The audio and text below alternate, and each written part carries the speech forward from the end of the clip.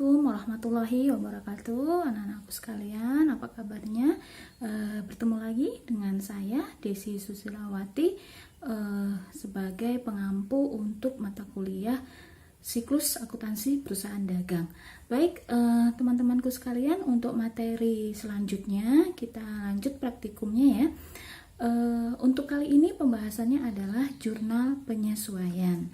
Baik, saya mengingatkan kembali untuk siklus akuntansi perusahaan dagang itu ada 12 tahap atau 12 langkah. Yang pertama adalah identifikasi transaksi, apakah masuk ke jurnal umum, kemudian apakah jurnal khusus. Kita tahu bahwa di akuntansi perusahaan dagang, transaksi utamanya adalah penjualan barang dagangan dan pembelian barang dagangan. Apakah itu secara kredit, tunai, ataupun kredit dengan uang muka. Tahap yang selanjutnya adalah pengisian untuk buku pembantu. Ada 3 buku pembantu, yaitu buku pembantu hutang dagang, buku pembantu piutang dagang, dan buku pembantu untuk mutasi persediaan barang dagangan. Langkah yang selanjutnya adalah posting ke buku besar, kemudian selanjutnya adalah perhitungan laporan atau perhitungan harga pokok penjualan. Langkah yang keenam adalah membuat neraca saldo, kemudian yang ketujuh adalah jurnal penyesuaian, langkah ke-8 menyusun neraca saldo setelah penyesuaian, yang ke-9 adalah menyiapkan laporan keuangan, apakah itu laporan keuangan, laporan rugi laba, laporan posisi keuangan, dan perubahan ekuitas. Selanjutnya langkah ke-10 adalah jurnal penutup, langkah yang ke-11 adalah neraca saldo setelah jurnal penutup, dan langkah yang ke-12 adalah jurnal pembalik. Baik teman-teman sekalian, untuk materi kita pada pertemuan kali ini adalah tahap yang ke-7, yaitu menyusun jurnal penyesuaian. Sebelum kita menyusun jurnal penyesuaian, ada baiknya saya akan menjelaskan apa sih fungsi dari jurnal penyesuaian tersebut. Baik, apakah yang dimaksud dengan jurnal penyesuaian? Jurnal penyesuaian adalah sebuah jurnal yang disusun ketika terjadi perubahan saldo dari sebuah akun.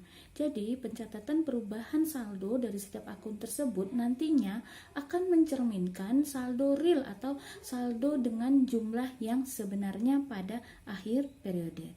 Dengan demikian, kita tahu bahwa jurnal penyesuaian ini akan dicatat di akhir periode akuntansi tertentu. Kemudian kita akan menyusunnya di dalam kertas kerja atau di dalam worksheet. Adapun yang menjadi secara garis besarnya dapat kita simpulkan bahwa jurnal penyesuaian ini digunakan sebagai penetapan saldo akhir dari masing-masing akun, baik akun yang berupa akun nominal, akun pendapatan dan akun beban, dan juga akun real, akun-akun berupa aset, liabilitas, ataupun modal. Selanjutnya, fungsi dari jurnal penyesuaian. Saya bisa menyimpulkan bahwa ada 3, paling tidak ada 3 dari fungsi dari jurnal penyesuaian, yaitu menetapkan saldo catatan akun buku besar pada akhir periode. Setiap ada perubahan dari saldo tersebut, apakah itu saldo yang real, akun real, aset dan liabilitas, sehingga dapat menunjukkan jumlah yang sebenarnya. Kemudian fungsi yang kedua yaitu nominal, akun-akun nominal seperti pendapatan dan beban telah dapat diakui sesuai dengan periode yang menunjukkan keadaan yang sebenarnya. Kemudian yang ketiga, fungsi yang ketiga dari jurnal penyesuaian adalah menjaga ketetapan atau konsistensi dalam menerapkan kebijakan akuntansi yang dianut oleh suatu entitas, serta untuk menghilangkan adanya error atau kesalahan. Untuk jurnal penyesuaian, teman-teman, ada 2 pendekatan, yaitu pendekatan harta dan yang kedua pendekatan rugi laba. Nah, untuk kali ini pembahasannya adalah pendekatan jurnal penyesuaian yang saya gunakan adalah pendekatan yang aset.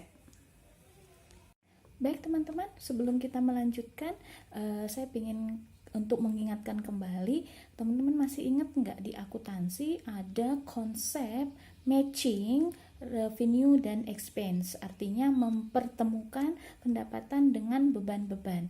Artinya apa? Pendapatan pada suatu periode kemudian dimatchingkan dengan biaya-biaya yang dikeluarkan untuk mendapatkan pendapatan tersebut harus juga diakui dalam periode yang sama. Jadi tidak bisa pendapatan periode tahun ini kemudian beban-beban untuk mendapatkan pendapatan tersebut diakui atau dicatat atau di jurnal untuk periode yang tahun depannya. Itu tidak boleh ya. Sehingga hal ini juga yang menjadi alasan mengapa kita perlu melakukan jurnal penyesuaian. Baik, berikut saya akan menyampaikan ada 5 yang merupakan akun yang lazim atau akun yang kerap kali dilakukan penyesuaian pada akhir periode. Yang pertama adalah pemakaian perlengkapan kantor. Kita ketahui teman-teman bahwa perlengkapan kantor dibeli tidak mungkin dalam setahun sekali gitu ya, ada pembelian berkali-kali. Nah, pada akhir periode kita harus menghitung sisa berapa dari perlengkapan kantor sehingga kita bisa menentukan berapa beban dari atau berapa pemakaian perlengkapan kantor tersebut. Kemudian yang selanjutnya yang perlu dilakukan jurnal penyesuaian adalah penyusutan aset tetap. Nah, teman-teman masih ingat bahwa harga perolehan dari aset tetap itu dialokasikan pada periode-periode yang mendapatkan manfaat dari pemakaian aset tetap tersebut. Contoh dari aset tetap misalnya ada kendaraan. Nah, kendaraan kalau di akuntansi itu ada umur ekonomisnya sekitar 8 tahun. Kemudian ada peralatan kantor ya, umur ekonomisnya adalah 5 tahun. Jadi harga perolehan dari aset tetap tersebut harus dialokasikan sebagai beban penyusutan atau depresiasi untuk setiap tahunnya atau untuk setiap periode yang menikmati dari penggunaan aset tersebut. Yang selanjutnya yang ketiga adalah pendapatan yang diterima di muka. Sering sekali suatu entitas itu mendapatkan kontrak pekerjaan ya atau yang akan menghasilkan pendapatan, namun periode dari kontrak tersebut bisa jadi lebih dari 1 periode akuntansi, sehingga yang diakui sebagai pendapatan dalam periode ini adalah memang sebagian dari pendapatan yang sudah memang real menjadi milik kita, sehingga pekerjaan yang masih ada untuk periode selanjutnya maka pendapatannya diakui untuk periode yang selanjutnya, sedangkan pendapatan yang diakui yang sekarang adalah sesuai yang real kita sudah kerjakan atau yang sudah selesai kita kerjakan pada periode ini. Selanjutnya adalah akun beban yang masih harus dibayarkan atau beban yang dibayar di muka. Contoh dari beban yang masih harus dibayarkan begini teman-teman. Masih ingat kalau misalnya karyawan di bulan Desember itu kan akan memperoleh gaji itu biasanya di bulan Januari. Jadi di bulan Desember akhir periode mereka sudah memberikan tenaganya, menyumbangkan pikiran dan tenaganya, sehingga kewajiban dari suatu perusahaan adalah membayar gaji dan upah karyawan tersebut. Namun gaji dan upah untuk bulan Desember itu dibayarkan masih bulan Januari, misalnya tanggal 2 Januari tahun berikutnya, sehingga ada akun utang beban gaji dan upah yang harus diakui pada tanggal 31 Desember ketika kita harus melakukan jurnal penyesuaian, karena gaji dan upahnya baru akan dibayarkan pada periode Januari tahun berikutnya. Lalu contoh dari ada dalam suatu perusahaan misalnya beban sewa, kita misalnya menyewa kantor gitu ya, kita sudah bayarkan beban sewa tersebut untuk 3 tahun ke depan atau untuk 2 tahun ke depan. Nah, sehingga pada akhir periode kita harus menghitung beban dari sewa kantor yang benar-benar real, yang dinikmati atau benar-benar real yang harus diakui pada periode ini saja. Jadi ketika kita bayar sewa kantornya untuk 2 periode atau 2 tahun, maka yang diakui hanya ketika melakukan jurnal penyesuaian yang diakui hanya yang sebesar periode yang benar-benar menjadi beban kita. Contoh transaksi untuk jurnal penyesuaian yang pertama adalah perlengkapan kantor. Jika diketahui perlengkapan kantor awal misalnya ada 400.000, kemudian ada ditambah dengan pembelian perlengkapan selama periode yang sama yaitu 600.000, sehingga total perlengkapan di akhir adalah 1 juta rupiah. Ingat bahwa di akhir periode perlengkapan harus kita hitung sisanya berapa, dan ternyata perlengkapan kantor sesudah dihitung sisanya ada 200.000. Maka pemakaian dari perlengkapan kantor tersebut adalah 800.000. Kita menggunakan pendekatan harta, ya, jurnal penyesuaian dengan menggunakan pendekatan harta. Maka bagaimana jurnal penyesuaian terhadap perlengkapan kantor ini?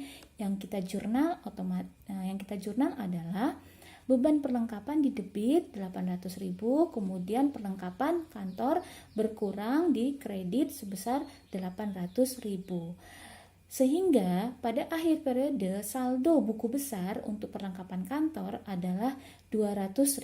Jadi 1 juta dikurangi dengan 800.000 sehingga saldo akhirnya adalah perlengkapan kantor adalah 200.000. Selanjutnya jurnal penyesuaian untuk aset penyusutan atau depresiasi aset tetap. Kita ketahui datanya terlebih dahulu ya, teman-teman. Datanya adalah perusahaan membeli kendaraan tanggal 2 Januari tahun 2019 nilainya 160 juta.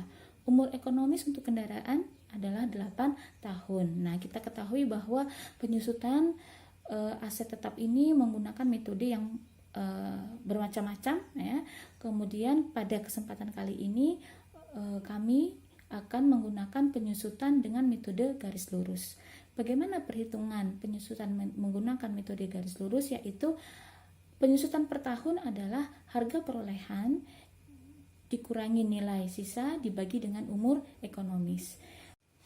Maka penyusutan per tahunnya diperoleh harga perolehan 160 juta dikurangi nilai residu adalah 0, kemudian umur ekonomisnya adalah 8 tahun, sehingga penyusutan per tahunnya adalah 20 juta. Lalu bagaimana jurnal?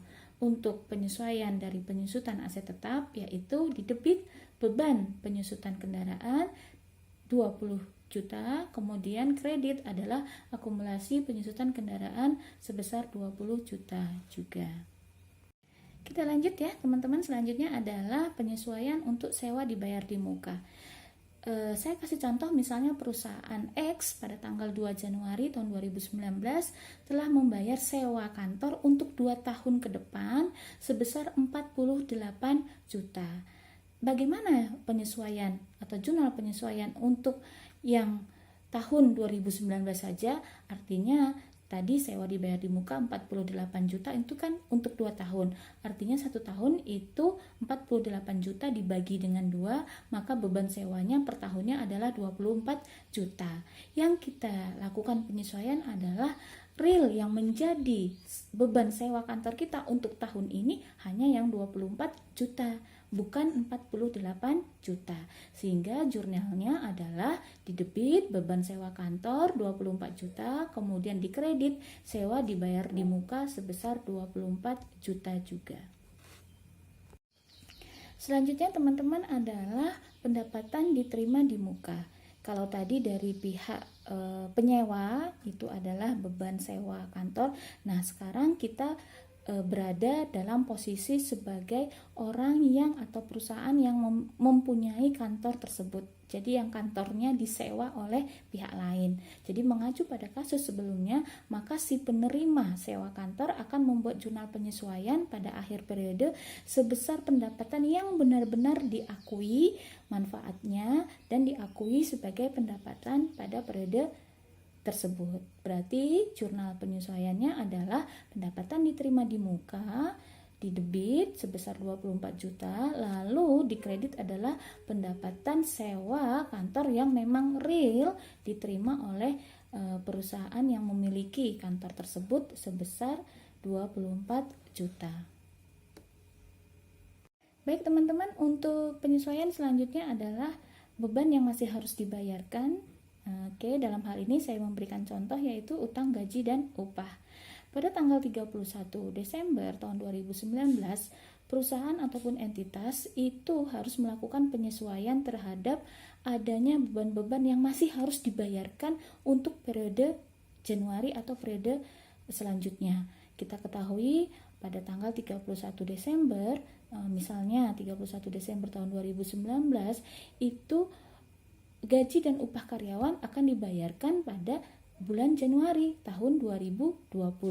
Sehingga untuk menunjukkan kondisi liabilitas yang sebenarnya atau kondisi bahwa ada utang gaji dan upah yang harus kita catat sehingga menunjukkan liabilitas yang sebenarnya pada akhir periode 31 Desember tahun 2019, maka perusahaan harus menjurnal beban gaji dan upah 50 juta di debit, kemudian di kreditnya adalah utang gaji dan upah sebesar 50 juta.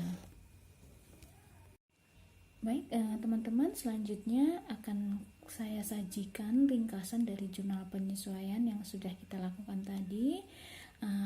Kemudian kita harus melihat juga bahwa ketika kita melakukan penjurnalan tetap debit dan kredit itu harus balance. Oke, tadi sudah kita lakukan 5 jurnal penyesuaian, kemudian kita jumlahkan konsistensi untuk melihat apakah debit kredit mendapatkan atau memperoleh hasil yang sama. Kita total untuk debit 118.800.000, demikian juga untuk kredit 118.800.000. Demikian teman-teman sekalian untuk materi jurnal penyesuaian.